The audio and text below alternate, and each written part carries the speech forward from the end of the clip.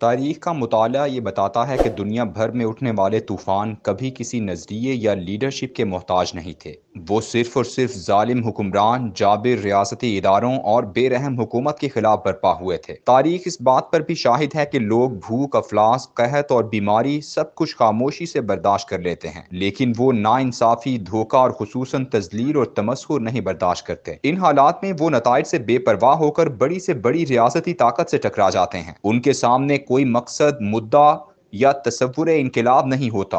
वो तो सिर्फ महरूमियों, नाइंसाफियों से पैदा होने वाले गुस्से में उबल रहे होते हैं, और उनके गुस्से की आग पर हुक्मरानों के जुमले और तमस्खुर भरे लहजे तेल का काम देते हैं। 18वीं सदी के इनकलाब फ्रांस के असबाब व अवामिल का जायजा लेने वाले मुफक्किरीन ने उस दौर के फ्रांस और उसके पड़ोसी मुल्क बरतानिया का तकाबुली जायजा लेकर नताइज अक्स किए हैं। उन मुफक्किरीन में विल ड्यूरेंट की किताब तारीख के हीरो एक शानदार तज्जियाती दस्तावेज है। इनकलाब फ्रांस से मुतालिक लिखने वालों की अक्सरियत उसके तज्जिये से मुत्तफिक है कि इंग्लैंड में गुर्बत व अफलास और कहत व बीमारी का आलम फ्रांस से कहीं ज्यादा था, लेकिन बादशाहों और उमरा की गर्दनें फ्रांस में काटी गईं। इंग्लैंड की गुर्बत 2 सदियों पर फैली हुई थी। पार्लियामेंट ने 1601 में गरीबों का कानून मंजूर किया था। मलिका एलिजाबेथ अव्वल ने गांव से हिजरत करके शहर की फैक्ट्रियों में काम करने वालों की हालत जार देखते हुए उनके लिए हुकूमती मदद का एक तरीका कार वज़ा किया और बूढ़ों की पेंशन का आगाज किया। सनती इनकलाब से होने वाली शहरों की तरक्की और सरमायादारों के जुल्म की वजह से इस कानून ने अवामी बेचैनी को किसी हद तक कम किया, लेकिन गुर्बत वैसे ही रही। 18वीं सदी के आगाज यानी 1701 का जो नक्शा कुतुब में मिलता है वो दिल दहला देने वाला है। कई घराने जानवरों की खालें उबालकर उनमें नमक डालकर सूप बनाकर गुजारा करते। 1720 में हुकूमत ने मकामी लोगों के साथ मिलकर ऐसी पनागाहें बनाई जिनमें बूढ़े, औरतें और बच्चे रखे जाते और उन्हें थोड़ी बहुत खुराक मुहैया की जाती। बूढ़ों और औरतों से ऊन काटने और सिलाई वगैरह के काम भी लिए जाते। ऐसे हालात में भी मजीद 1 सदी तक चले और 1795 में जॉर्ज सोएम ने गरीबों के लिए एक और कानून मंजूर किया। उसकी वजह यह थी कि जिन पनागाहों में गरीब औरतें, बूढ़े और बच्चों के लिए ठिकाना बनाया था, लोग उन्हें जबरदस्ती निकाल कर वापस उनके गांव भेजना शुरू हो गए थे। इस कानून के तहत ये पाबंदी लगा दी गई थी कि किसी गरीब को उस वक्त तक उन पनागाहों से नहीं निकाल सकते जब तक वो खुद तहरीरी दरखास्त ना दें। 18वीं सदी के फ्रांस की गुर्बत की तफसील हेनरी सी ने अपनी किताब economic and social conditions of France during 18th century 18वीं सदी के फ्रांस के मुआशी और मुआशरती हालात में दर्ज की गई है। उसने यहाँ मईशत के साथ साथ मुआशरत का भी तस्करा किया है। इसकी वजह यह है कि फ्रांस में गुर्बत तो बरतानिया के मुकाबले में कम थी, लेकिन फ्रांस के अंदर अशराफिया का एक ऐसा तबका पैदा हो चुका था जिन्हें अपनी दौलत पर गुरूर था,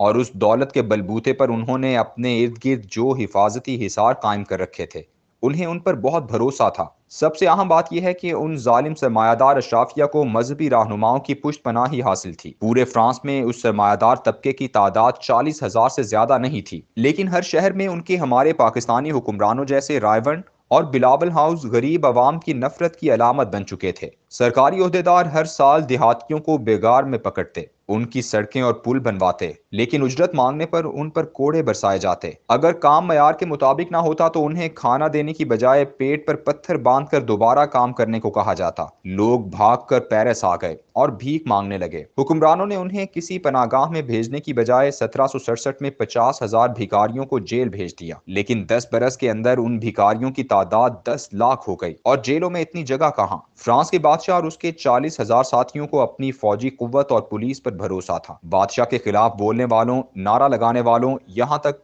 स्टेज पर मिजाहिया खाके बनाने वालों पर जुल्म के पहाड़ तोड़े जाते। उनको बरहना करके हया सोच सलूक किया गया। बाजारों में कुत्तों की तरह घसीटा गया। भाई और बाप के सामने उनकी बेटियों और बहनों की इस्मत दरी की गई। कभी उनके मुंह पर उबलता हुआ पानी डाला गया, कभी उनके हाथों पर दहकते अंगारे रख दिए जाते ताकि वो उनके खून से सर्द हो जाएं।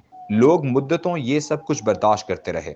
उनके दिलों में खौफ था कि बादशाह और उसकी मजबूत फौज, जिसकी पुश्त पर कलीसा की मजहबी मदद मौजूद है, ये सब बहुत ताकतवर हैं। वो शायद इसे तकदीर का लिखा समझकर मजीद बर्दाश्त करते रहते या फिर अपनी महरूमी पर सब्र शुक्र कर लेते, लेकिन ताकत के नशे में चूर हुक्मरानों ने उनका तमस्खुर उड़ाना शुरू कर दिया। फ्रांस की मलिका को जब किसी ने आकर कहा कि लोगों को 2 वक्त की रोटी भी मुयस्सर नहीं, तो उसने तंजन कहा कि वो केक क्यों नहीं खाते। रोहान खानदान फ्रांस का सबसे बड़ा सरमायादार खानदान था, जिसके अफराद 1550 से आला सियासी ओहदों पर मुतमक्किन रहते थे। इस खानदान का एक चश्मो चराग, बड़ी बड़ी मूछों वाला रोहान वजीर दाखिला और दिफा भी था। किसी ने उससे कहा कि अवाम भूख से मर रहे हैं, तो उसने कहा शहर में इतनी घास है वो क्यों नहीं खाते। मजबूत इस्टेब्लिशमेंट के बलबूते पर अकड़ने वाले इन हुक्मरानों के इस मुसलसल तमस्खुर ने अवाम की नफरत में इतना इजाफा किया कि 200 साल के जुल्म ने नहीं किया होगा। अवाम उठ खड़े हुए और फिर जिस शख्स का हाथ नर्म देखते या जिसके कॉलर पर मैल नजर नहीं आती उसकी गर्दन उड़ा देते। रूहान के मुंह में पहले घास भरी गई, फिर उसकी गर्दन उड़ाई गई। मलिका ने अपने बयान की वजाहत की लेकिन लोगों ने कबूल ना की। हुजूम के होंठों पर कोई नारा नहीं था, उनका कोई नजरिया नहीं था, कोई लीडरशिप उनकी कयादत नहीं कर रही थी। वो तो सदियों के जुल्म और तजलील का बदला लेने सड़कों पर निकले थे। पाकिस्तान में आज अवाम जिस तरह बिखरे हुए हैं उसमें इमरान खान का कोई कमाल नहीं। ये 75 साल की महरूमियों और जुल्म का नतीजा है। पाकिस्तानी अवाम को भी बखूबी इल्म है कि फ्रांस की तरह यहाँ भी सिर्फ 40,000 लूट मार करने वालों का एक जत्था है जो उन्हें मुसलसल लूट रहा है। वो अब तक पुरअमन है, अपने दिल की भड़ास निकाल रहे हैं, लेकिन रोज टेलीविजन पर उनका तमस्कुर उड़ाने के लिए राना सनाउल्लाह और मरियम औरंगजेब जैसी गुफ्तगू करने वाले लोग आते हैं, जिनकी गुफ्तगू आतिश को भड़काने के लिए कम नहीं होती कि मरियम नवाज भी कूद पड़ती हैं। 75 सालों से सीनों में भड़कती हुई आग को अलाव में बदलने के लिए ऐसे बयानात काफी हैं। हुकूमतों की जिम्मेदारी हालात को सर्द करने की होती है, जबकि बदमाशों के डेरे पर उनका सरबराह अपनी कुव्वत के बलबूते पर मुखालिफिन से इंतकाम के नारे बुलंद करता है। टीवी पर आने वाली ये हुकूमती जबानें अगर खामोश हो गईं तो शायद अमन हो जाए, लेकिन अगर ये आग बरसाती रहीं तो फिर कुछ भी हो सकता है।